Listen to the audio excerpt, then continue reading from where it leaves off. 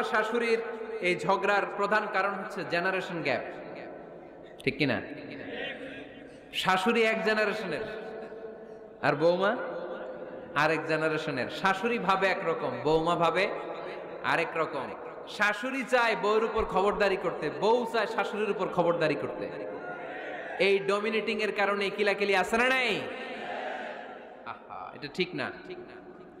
আমার শাশুড়ি মায়েরা যারা আছেন, প্রথমে শাশুড়ি দিয়ে শুরু করি।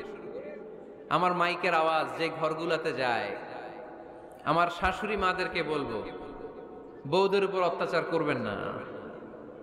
ছেলেরে প্রশ্ন করে, তোর কাছে তোর বউ বড় না আমি বড়? আছে না নাই? এটা একটা প্রশ্ন হইল। তোর বউ বড় না আমি বড়? দুইজনেই বড়।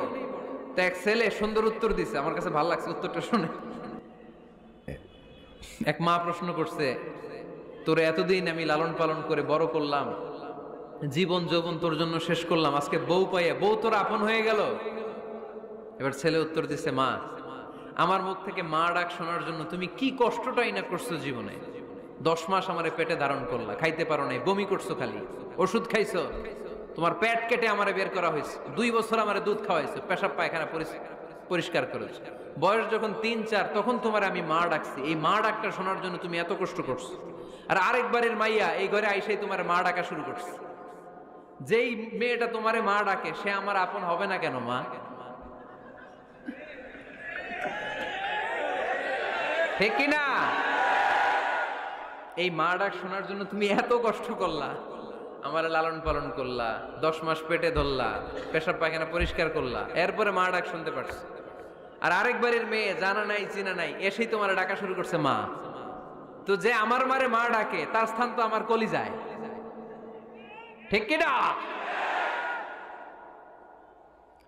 শাশুড়ি আম্মারা যারা আছেন, প্লিজ বৌমাদেরকে কষ্ট দিয়েন না। অনেক শাশুড়ি আছে পান থেকে চুন খসলে রেগে যায়, পদে পদে স্ত্রীর ভুল ধরে, বউয়ের ভুল ধরে, আছে না নাই? এটা করবেন না।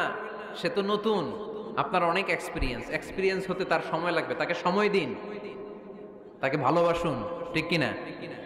না বুঝে সামান্যতে বৌমারে বদদোয়া দেয়, এরকম আছে না নাই? কিন্তু বুঝতে চায় না, বৌমারে যদি বদদোয়া দেয় তাহলে তার নিজ ছেলের পরিবারের ক্ষতি। পেটে ধরা যে ছেলে, ছেলের পরিবারের কিন্তু ক্ষতি, তার আপন নাতি নাতনিদেরই ক্ষতি। আওয়াজ করে বলেন ঠিক কিনা? বৌমাকে বদদোয়া দিয়েন না। বৌমাকে নিজের মেয়ের মতো দেখবেন। সমাধান আমি দিচ্ছি। কেমন দেখতে হবে?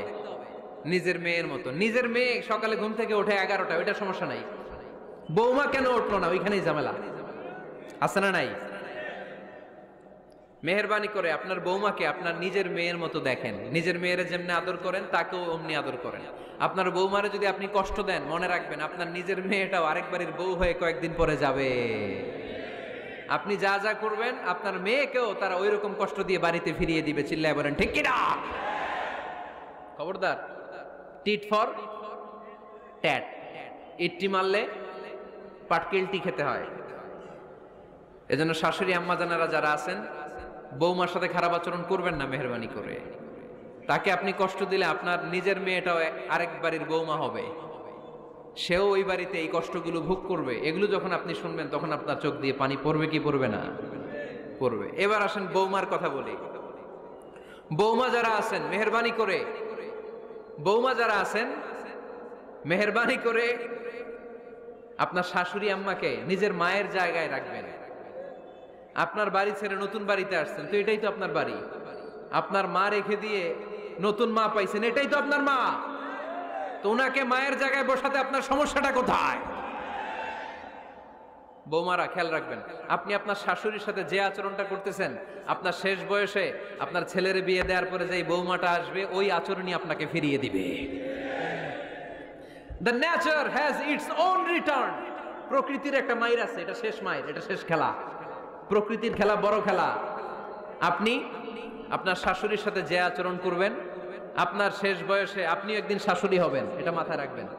ওই আচরণই আপনি ফিরে পাবেন। আওয়াজ করে বলতে হবে ঠিক কিনা? এজন্য 9 নাম্বার পয়েন্টস হচ্ছে মিউচুয়াল রেসপেক্ট। সবাই যেন সবাইকে ভালোবাসি। দোষ ছাড়া মানুষ নাই, সবার দোষ আছে। আমরা যেন একে অন্যের দোষ না খুঁজি। বৌমারা, আপনাদের কেন যদি আমার মাইকের আওয়াজ যায়, অল্প কিছু টেকনিক অবলম্বন করলে আপনি আপনার শাশুড়ির মন জয় করতে পারবেন। শাশুড়িরা আসলে বেশি কিছু চায় না, আগের জামানার মানুষ তো, এদেরকে ওইভাবে হাত করতে হবে।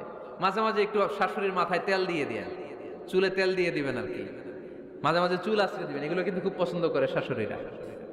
ওনার প্রেশারটা একটু মেপে দিবেন, ডায়াবেটিক্সের ওষুধটা খাইলো কিনা সময় মতো খোঁজ নিবেন, কি পছন্দ করে খেতে একটু রান্না করে দিবেন। যেই বক্তার ওয়াজ শুনতে পছন্দ করে ওই বক্তার ওয়াজগুলো ডাউনলোড করে শাশুড়ি আম্মাকে দিবেন, ইসলামী বই দিবেন। দেখবেন বয়স্ক নারীরা মাহফিল যেতে খুব পছন্দ করে, ওয়াজ শুনতে খুব পছন্দ করে, নবীদের কাহিনীগুলো শুনতে পছন্দ করে। বসায় বসায় একটু কাহিনীগুলো শোনাবেন। বাইরে বেরোলে জিজ্ঞেস করেন, আম্মা আপনার কিছু লাগবে কিনা। আর একটা টিপস আছে, চুল যখন আশ্রাবেন আর শাশুড়ির মাথায় যখন তেল দিয়ে দিবেন, তখন অতীতের কথা জিজ্ঞেস করেন, দেখবেন অতীতের স্মৃতিতে হারিয়ে গিয়েছে আপনার শাশুড়ি। কি জিজ্ঞেস করবেন জানেন? জিজ্ঞেস করবেন, আম্মা জান, মুক্তিযুদ্ধের সময় আপনার বয়স কত ছিল? ওই সময় মুক্তিযুদ্ধের সময় আপনাদের এলাকায় কি কি হয়েছিল মা? আরেকটা প্রশ্ন করবেন, মা বিয়ের সময় আপনি কেমন ছিলেন? ওই দিন দেখবেন বুড়ি আর বুড়ি নাই, জুয়ান হয়ে গেছে। ওই দিন বলবে, মা আমি অনেক সুন্দরী ছিলাম, আমার মাথায় অনেক চুল ছিল, আজকে নাই। আমগো গ্রামে আমার সাথে সুন্দরী মাইয়া ছিল না। অতীতের স্মৃতিতে, স্মৃতি হাতরাতে হাতরাতে তিনি হারিয়ে যাবেন। জিজ্ঞেস করবেন যে, মা শীতকালে আপনাদের দেশে কি পিঠা বানাতেন আপনি যখন ছোট ছিলেন, আপনার বাপ চাচারা কি করতো? এগুলো জিজ্ঞেস করলে উনি স্মৃতির পাতা হাতরাতে হাতরাতে চোখ দিয়ে দাঁড় দাঁড় করে ওনার পানি ঝরতে শুরু করবে।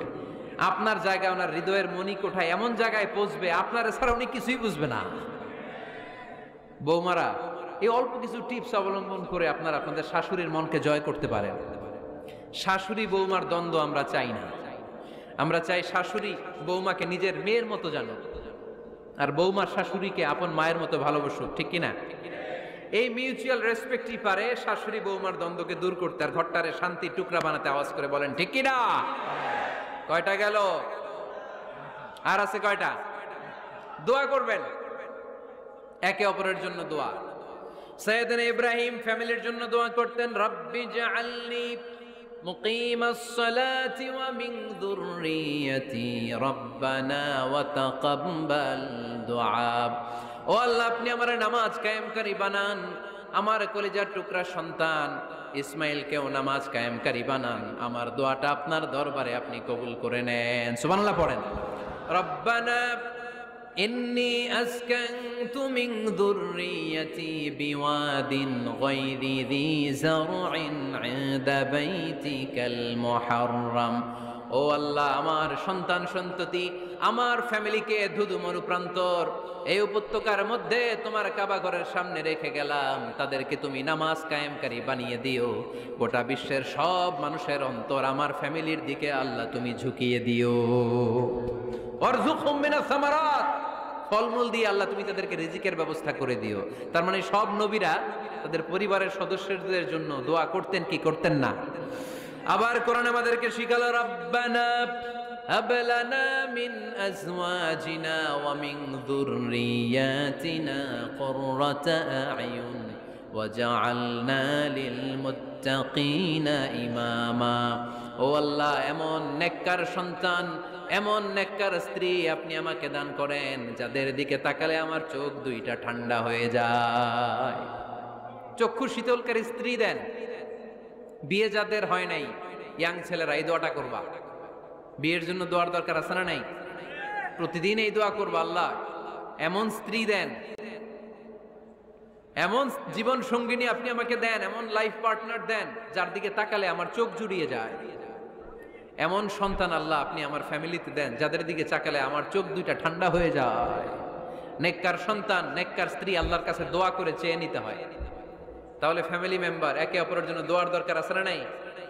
বাবা দোয়া করবে ছেলের জন্য, ছেলে করবে বাবার জন্য, মা দোয়া করবে মেয়ের জন্য, মেয়ে করবে মায়ের জন্য, ভাই করবে বোনের জন্য, বোন করবে ভাইয়ের জন্য। দোয়ার দরকার আছে না নাই? দোয়া করবেন সবাই সবার জন্য। এই যে কোরআনের বঙ্গানুবাদ পাওয়া যায় না এখন, কথা বলেন। স্মার্টফোন আছে কার কার দেখি? হ্যাঁ, কারা কারা স্মার্ট দেখি? হাজার হাজার স্মার্ট, মাশাআল্লাহ। এই স্মার্টফোনের ভেতরে আল কোরআন নামে বাংলায় কোরআনের একটা অ্যাপস পাওয়া যায়। কথা বলেন, পাওয়া যায় কি যায় না? আজকে থেকে এই অ্যাপসটা ডাউনলোড করে প্রতিদিন 1 আয়াত 2 আয়াত 3 আয়াত করে পড়া শুরু করে দেন। বাঁচতে হলে পড়তে হবে, বাঁচতে হলে জানতে হবে, ঠিক কিনা? এই স্লোগান আমাদেরকে শিখায়। এই স্লোগান তো আল্লাহ, এই স্লোগান দিয়েই তো আল্লাহ কোরআন শুরু করছে, ইকরা বিসমি রাব্বিকাল্লাযী খালাক। বাঁচতে হলে জানতে হবে, বাঁচতে হলে পড়তে হবে, পড়ার কোনো বিকল্প নাই। আওয়াজ করে বলেন ঠিক কিনা? সুজানগরের রায়েরা, মোবাইলের অ্যাপসের ভিতরে আমরা কোরআন রাখতে রাজি আছি তো সবাই? হাদিসের অ্যাপস ডাউনলোড করতে রাজি আছি তো? বাস রাজি আছি, ডাউনলোড করে রাইখা দেবো, আর কেউ পড়বো না নাকি? হ্যাঁ, প্রতিদিন আমরা কোরআন রাখতে রাজি আছি তো সবাই? হাদিসের অ্যাপস ডাউনলোড করতে রাজি আছি তো? বাস রাজি আছি, ডাউনলোড করে রাইখা দেবো, আর কেউ পড়বো না নাকি? হ্যাঁ, প্রতিদিন একটা আয়াত হলেও যেন আমরা পড়ি। আল্লাহ যা বলা দরকার সব বলে দিয়ে গেছে, নতুন করে আর কিছু বলবে না। আমরা যেন পড়াশোনা করি, আমরা যেন একটা পাঠাগার বানাই। আবারও কখনো আসার সুযোগ হলে আমি জিজ্ঞেস করবো, যদি আমার মনে থাকে, যে আপনাদের পাঠাগার আছে কার কার ঘরে? সেদিন সবার হাত তুলতে হবে। এমনি পারা যাবে তো? আল্লাহ তুমি তৌফিক দাও।